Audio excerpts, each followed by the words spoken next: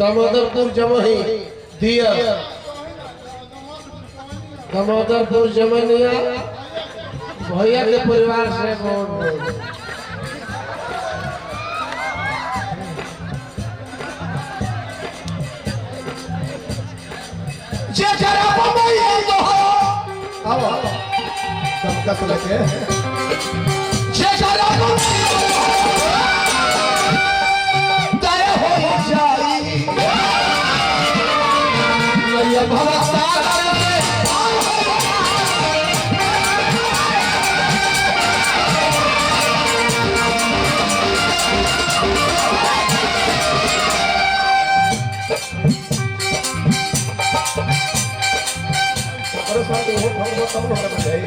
आवाज कम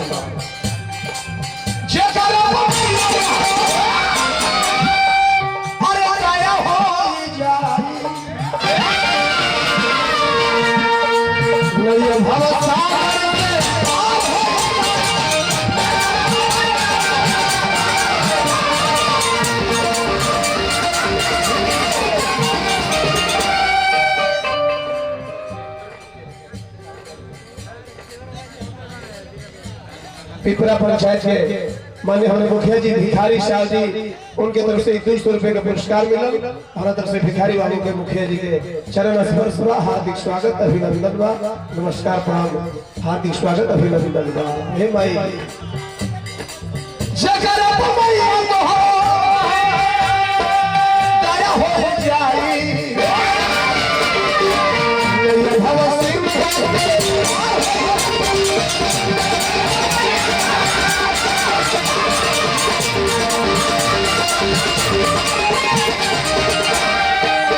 भैया हमारे विजय यादव जी उनके तरफ से बहुत बहुत पुरस्कार मिला। हार्दिक स्वागत अभिनंदन बा।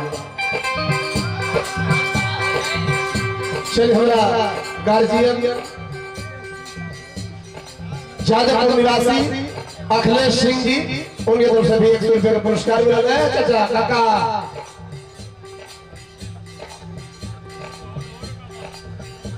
गांधी जी के 3 हनुमान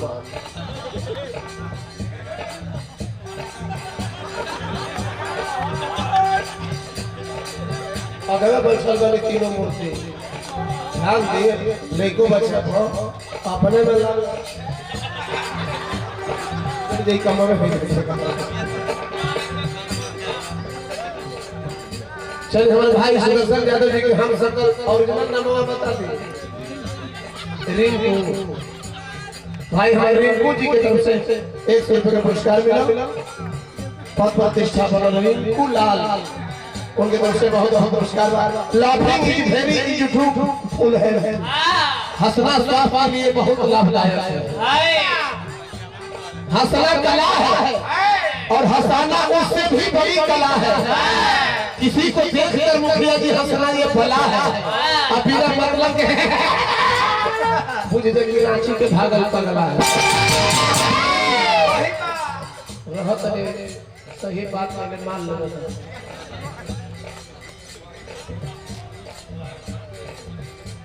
वालू सफलायर बाबा पांडे जी के